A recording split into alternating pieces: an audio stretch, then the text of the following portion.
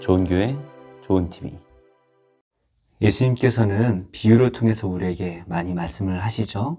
그런데 우리가 이 비유의 말씀을 들을 때 주의해야 할 것이 이 비유의 말씀에 너무 세부적인 것에 집중하기보다는 비유 전체를 통해서 주시고자 하는 핵심 메시지를 잘 파악해야 하는 것입니다. 그래서 예수님께서 이 비유를 통해서 우리에게 무엇을 말씀하시는지 그 핵심 주제를 잘 파악해서 그 주제를 가지고 전체를 살펴보아야 우리가 본문을 무리 없이 살펴볼 수가 있는 것 같아요. 예수님께서는 1절부터 28절의 말씀까지 마지막 날에 임할 무서운 심판에 대해서 우리에게 말씀을 주셨죠. 그리고 오늘 말씀부터는 그 심판이 반드시 임할 것이다 라고 말씀을 하세요. 이 마지막 심판이 우리 믿는 자들에겐 어떠한 의미가 있는지 우리 함께 말씀을 통해서 살펴보기를 원합니다. 그날 환난 후에 즉시 해가 어두워지며 달이 빛을 내지 아니하며 별들이 하늘에서 떨어지며 하늘의 권능들이 흔들리리라. 그때 인자의 징조가 하늘에서 보이겠고 그때 땅의 모든 족속들이 통곡하며 그들이 인자가 구름을 타고 능력과 큰 영광으로 오는 것을 보리라. 그가 큰 나팔 소리와 함께 천사들을 보내리니 그들이 그의 택하신 자들을 하늘 이 끝에서 저 끝까지 사방에서 모으리라. 무화과 나무의 비유를 배우라. 그 가지가 연하여지고 잎사귀를 내면 여름이 가까운 줄을 아나니 이와 같이 너희도 이 모든 일을 보거든 인자가 가까이 곧 문 앞에 이른 줄 알라. 내가 진실로 너희에게 말하노니 이 세대가 지나가기 전에 이 일이 다 일어나리라. 천지는 없어질지언정 내 말은 없어지지 아니하리라. 오늘 말씀은 29절의 말씀으로 시작을 합니다. 그날 환난 후에 즉시 해가 어두워지며 달이 빛을 내지 아니하며 별들이 하늘에서 떨어지며 하늘의 권능들이 흔들리리라. 어제 우리 예수님께서 말씀하신 그 무서운 환난들이 지나면 즉시 해가 어두워지고 달이 빛을 내지 않는 또 별들이 하늘에서 떨어지는 이러한 일들이 일어날 것이다 라고 말씀을 하세요. 이것이 로마가 이스라엘을 침공했던 그 역사를 말하는 것이기도 하겠지만 요한계시록에서 말씀하셨던 이 땅의 완전한 멸망이 일어날 것이다 라는 것을 우리에게 말씀하십니다. 이 마지막 때에 징조가 있는데요. 30절 말씀해 보시면 그때에 인자의 징조가 하늘에서 보이겠고 예수님께서 이 땅에 오시는 그 증표가 모두가 보는 앞에서 나타날 것이다 라고 말씀을 하세요. 예수님께서 이 땅에 처음에 오실 때에는 베들레헴 작은 마구간에서 동방의 박사들과 목자들만이 그 예수님을 알고 경배했지만 이 마지막 때가 되면 모두가 깨달을 수 있는 그 징조가 우리 앞에 보여지고 그 징조를 보며 우리는 예수님께서 이제 곧 오실 때가 되었구나 라는 것을 깨닫게 된다라는 것이죠. 이 마지막 때가 왔다라는 것을 알게 되면 땅의 모든 족속들이 통곡하고 예수님께서 구름을 타고 능력과 큰 영광으로 오시는 것을 온 세상이 볼 것이다 라고 말씀을 하십니다. 지구는 둥글기 때문에 예수님께서 어디서 오시느냐에 따라서 이 모습이 다르게 보일 수도 있을지 모르겠지만 분명한 것은 이 마지막 때이기 때문에 모두가 볼 수 있도록 또 모두가 깨달을 수 있는 그 방법을 통해서 예수님께서 오신다라는 것이에요. 그때 예수님께서는 영광으로 오시는데 큰 나팔 소리와 함께 천사들이 이 땅에 올 것입니다. 이 천사들은 이 땅에 믿는 자들과 믿지 않는 자들을 구분하여서 믿는 자들을 이쪽 땅 끝에서 저쪽 땅 끝까지 다 불러 모을 것이다 라고 말씀을 하세요. 그러시면서 예수님께서는 32절 말씀에 무화과 나무의 비유를 배우라. 그 가지가 연하여지고 잎사귀를 내면 여름이 가까운 줄을 아나니 이와 같이 너희도 이 모든 일을 보거든 인자가 가까이 곧 문 앞에 이른 줄 알라. 예수님께서는 이 무화과 나무의 비유를 통해서 이 마지막 날에 심판이 반드시 올 것이다 라는 것을 말씀하시는데 분명한 것은 모두가 깨달을 수 있는 징조가 우리 앞에 놓여진다라는 것이에요. 그래서 그 징조를 보면서 우리는 드디어 심판이 시작되는구나 라는 것을 깨닫게 된다라는 것이죠. 그리고 예수님께서는 34절 말씀에 이 세대가 지나가기 전에 이 일이 다 일어나리라 말씀하십니다. 이 말씀이 이 예수님의 말씀을 직접 듣고 있는 그 사람들이 죽기 전에 일어날 것이다 라고 그렇게 이해를 했습니다. 그래서 실제로 로마로부터 큰 핍박이 일어날 때에 이들은 곧 오실 예수님을 소망하며 이 고난이 속히 지나가기를 기다리고 있었죠. 하지만 이 말씀은 예수님의 재림이 예수님의 말씀을 듣는 그 세대가 죽기 전에 온다라는 말씀으로 이해하기보다는 모든 세대가 이 마지막 때의 징조를 보게 될 것이다 라고 이해를 하면 좋을 것 같아요. 그래서 역사적으로 전쟁의 고통 그리고 기근과 재난의 고난들은 계속해서 지구 곳곳에서 일어나고 있습니다. 우리는 이 재난과 기근과 전쟁을 보면서 주님 오실 날이 가까이 왔음을 깨달아야 되는 것이죠. 하지만 이 일들을 보면서도 깨닫지 못하는 많은 사람들이 있습니다. 왜냐하면 이 예수님의 말씀을 믿지 않기 때문이죠.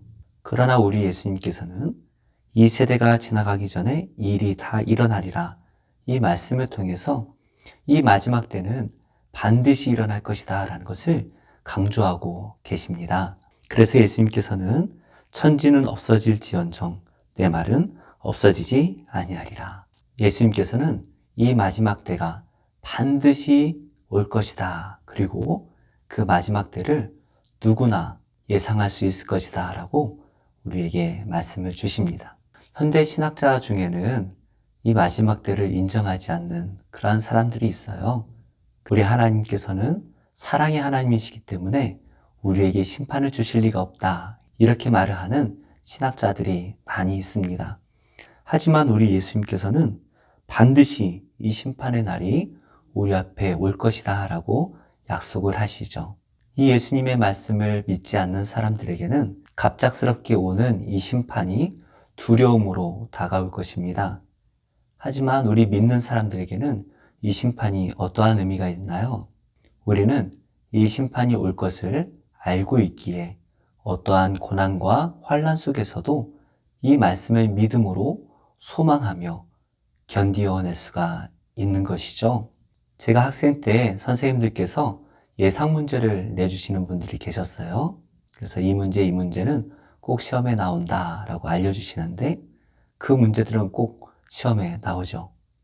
그래서 준비를 잘 한 친구들은 너무나 쉽게 그 문제를 풀 수 있지만 그 선생님의 말을 무시하고 준비하지 않은 친구들은 갑작스러운 어려운 질문에 다 틀리고 맙니다. 우리 모두에게 하나님께서 어려운 시험을 주시지만 그러나 우리 예수님께서는 그 시험이 어떠한 문제가 나올 것인지 다 알려주셨고 어떻게 견디어야 할 것인지에 대해서도 말씀을 하십니다. 우리 모두가 고난의 때를 지나고 있습니다. 특별히 작년과 올해는 참 어려운 때를 보내고 있는 것 같아요. 모두가 힘드실 것입니다. 하지만 우리 믿는 사람들은 이 고난의 때 또한 지나갈 것이고 이때 우리가 믿음이 흔들리지 않고 견디어낸다면 우리 하나님께서 영광의 자리에 우리를 초대하실 줄 믿습니다. 매일 우리를 시험하는 이 세상 앞에서 오늘 하루도 예수님의 말씀을 붙들고 승리하심으로써 하나님 나라의 백성다운 삶을 살아가시는 그리고 영원한 천국을 소망하며 그 영광을 이 땅에서도 누리시는 모든 성도님들과 또 제가 되기를 예수님의 이름으로 축복합니다. 잠잠히 하나님만 바라며 나의 구원이 그에게서 나는 도다. 나의 영혼아 잠잠히 하나님만 바라라. 나의 소망이 저에게서 나는 도다. 오직 주만이 나의 반석, 나의 구원이시니.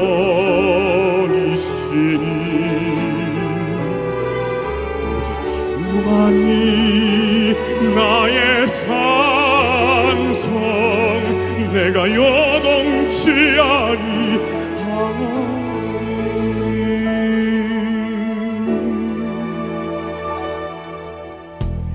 나의 영혼이 잠잠히 하나님만 바라며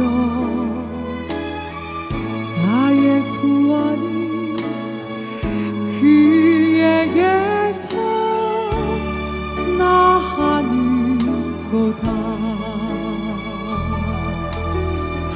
나의 영혼아 잠잠히 하나님만 바라라. 나의 소망이 저에게서 나는도다. 오직 주만이 나의 반석, 나의 구원이시니. 오직 주만이 나의 산성, 내가 요동치 아니하리. 나의 구원, 나의 영광 하나님께 있으니.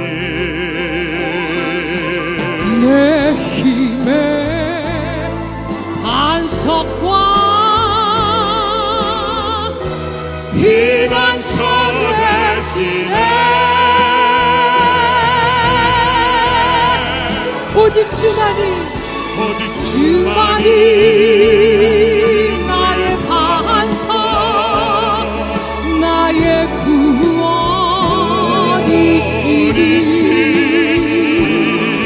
오직 주만이 나의 산성, 내가 요동치 아니하리. 오직 주만이 나의 반석, 나의 구원이시니. 오직 주만이 나의 산성, 내가 요동치 아니하리. 내가 요동치 아니하리. 내가 요동치